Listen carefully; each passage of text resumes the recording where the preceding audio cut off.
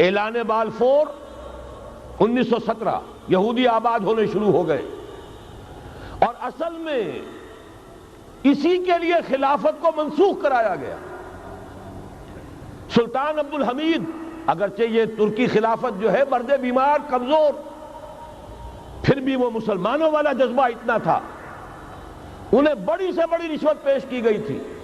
ظاہر بات ہے یہودیوں سے بڑھ کر رشوت دینے والا کون ہو سکتا ہے، جن کے ہاں ایسے بینکر ہوں جو 40 بلین ڈالر کا ایک چیک لکھ سکیں۔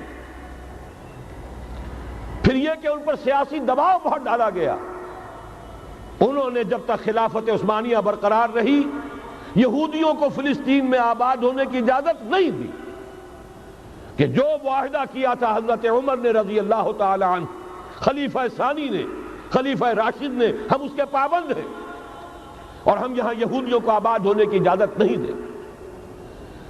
لہذا انہوں نے اس خلافت ہی کا بستر طے کرایا، اس لیے کہ نہ رہے بانس نہ بجے بانسری، نہ مسلمانوں کی وحدت ملی کی کوئی علامت دنیا میں باقی رہے، اور نہ مسلمان کسی مسئلے پر جمع ہو کر کوئی موقف اختیار کر سکے۔ اعلان بالفور کے نتیجے میں آباد کاری شروع ہوئی، 1948 میں اسرائیل قائم ہو گیا، معجزہ ہو گیا، 1967 میں اس کی توسیع ہو گئی۔ اس میں ایک بات اور بھی عرض کر دوں، یہ سارا کس طور سے ہوا ہے کام؟ آپ نے زائنزم کا نام تو سنا ہے، صہیونی تحریک، خود اس کا جو بابا آدم تھا، آرڈر آف الومیناٹی، 1776 یکم مئی یہ نظام قائم کیا وائساپ نے، اور اس نظام کے تحت فری میسنری اور lodges of the great Orient قائم کیے گئے۔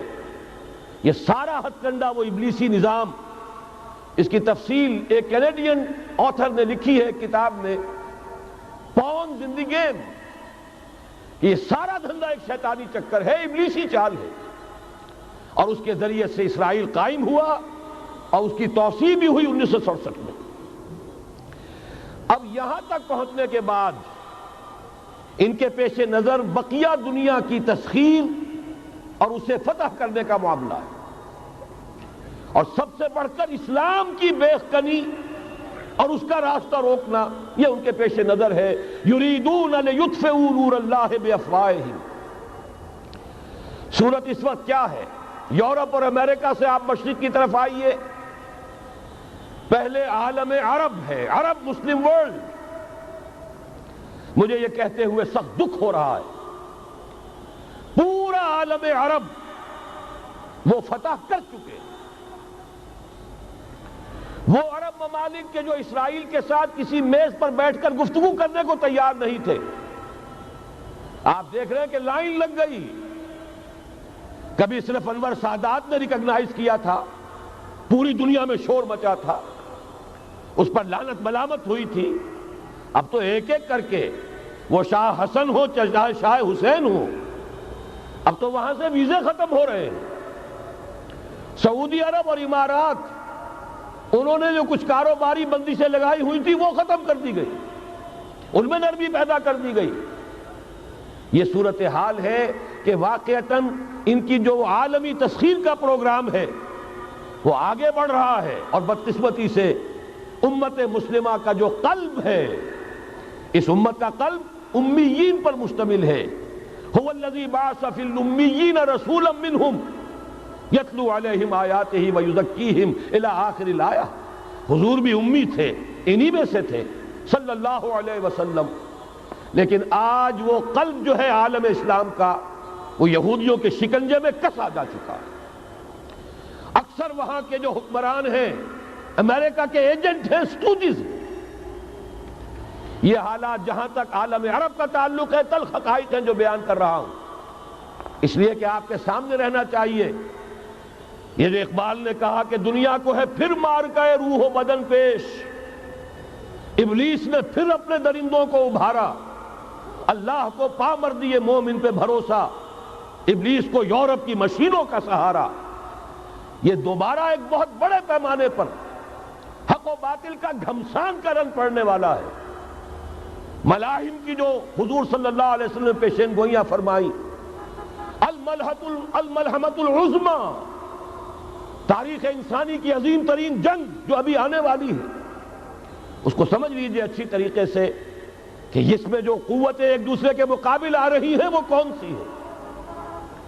نیو ورلڈ آرڈر کہنے کو امریکہ کے زیر قیادت ہے، حقیقت میں امریکہ خود یہودیوں کے پنجے میں ہے۔ یہ وہی ابلیسی طاقت ہے جو آگے بڑھ رہی ہے۔ عالم عرب کو فتح کرنے کے بعد اب ان کے پاس اگلا عالم اسلام کا حصہ ہے، غیر عرب مسلم ورلڈ۔ ایران ہے، اس کے شمال مشرق میں ترکستان ہے، روسی اور چینی، مشرق میں افغانستان ہے، پاکستان ہے۔ یہ ایک بہت بڑا سالڈ بلاک ہے۔ اس کے بعد اگرچہ ہندوستان آتا ہے، بھارت، ظاہر بات ہے کہ وہاں مسلمان اقلیت میں ہیں سوائے کشمیر کے، لیکن یہ نوٹ کیجئے کہ وہاں بھی کم سے کم 15-18 کروڑ مسلمان موجود ہیں۔ آج بھی دنیا کا سب سے بڑا ملک جس میں مسلمانوں کی تعداد اور جن کی نفری سب سے بڑھ کر ہے وہ بھارت ہے۔